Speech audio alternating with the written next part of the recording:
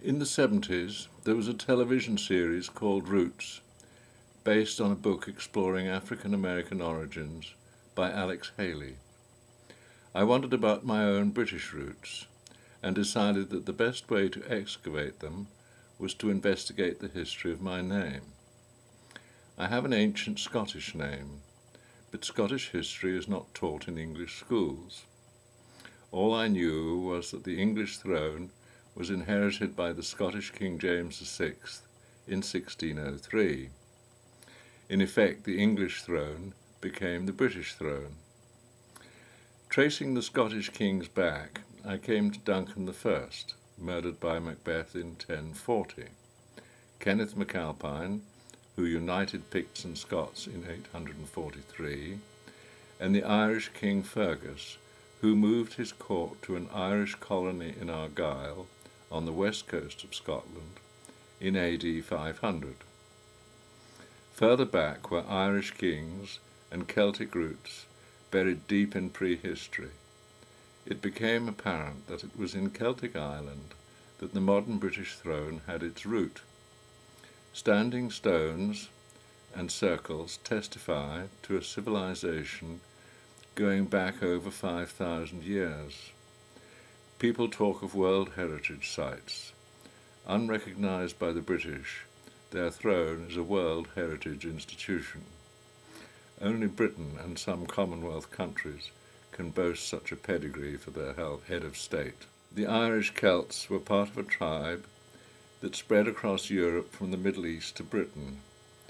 The Romans described them as a people with formal manners, a rigid hierarchy, a pantheon of gods that rivaled their own, and a talent for music and poetry. Ireland itself was the only country in Europe that had enjoyed 1,000 years of freedom from foreign occupation of any kind.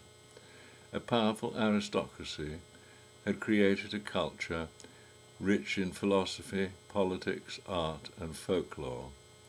Storytellers enjoyed high social status and travelled far and wide telling tales of the exploits of their ancestors, as well as spreading everyday news. They were the ancient equivalent of wireless and television. With the advent of Christianity, their repertoire was enhanced with Bible stories. The Irish had a penetrating and humorous understanding of human nature. For example, one of their sayings was, "The three keys that unlock thoughts are drunkenness, trust, and love." But trust and love are innate human characteristics which transcend all religious beliefs. They are the foundation of all systems of ideas and ways of life. Little is known of St. Patrick. He is the figurehead of a movement which brought Christianity to Ireland late in the 5th century. Having been outside the Roman Empire, towns were unknown, and people lived in extended families. With no civil infrastructure, the bossy, hierarchical, diocesan structure of the established Roman Church was quite impossible. It was therefore in its less authoritarian monastic form that Christianity came to Ireland. The consequence was that Christian belief merged with Celtic culture to produce a unique Celtic form of Christianity. Monasteries did not obtrude on the lives of those who did not want change and therefore caused no offence. They were self-sufficient communities of men or women under the rule of an abbot or abbess. They preached virtues that were not far removed from traditional Irish culture. They offered an escape from the old order and the dictates of Druids. For spirited youth, Christian monasticism must have been an exciting new cultural adventure, like the hippie movement of our own times. Anyone could join, there were no hidden secrets, the goal was the welfare of everyone. In such a safe and secure environment, it must have been easy for the monks to explore the Christian virtues in their own characters. One can imagine them playing at being Christian among themselves, being kind, generous, tolerant, forgiving, and turning the other cheek.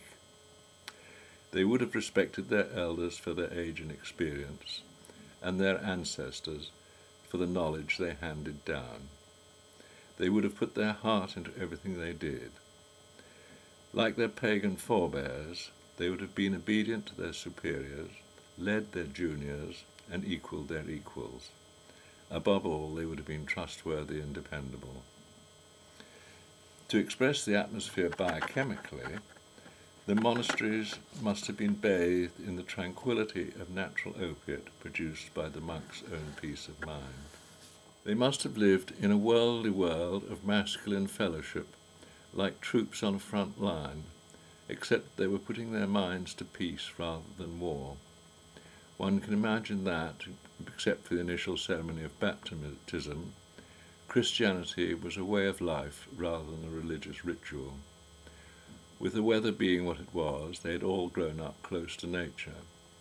It must have been easy for them to coalesce their gods into one all-powerful, all-knowing God, visualized as that mysterious part of the world that is bigger than people.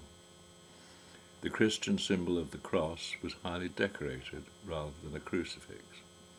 It is as if crosses were used like marks on a map to indicate the site of buried treasure.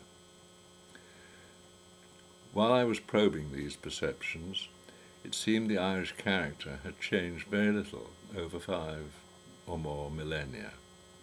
More another day. Bye.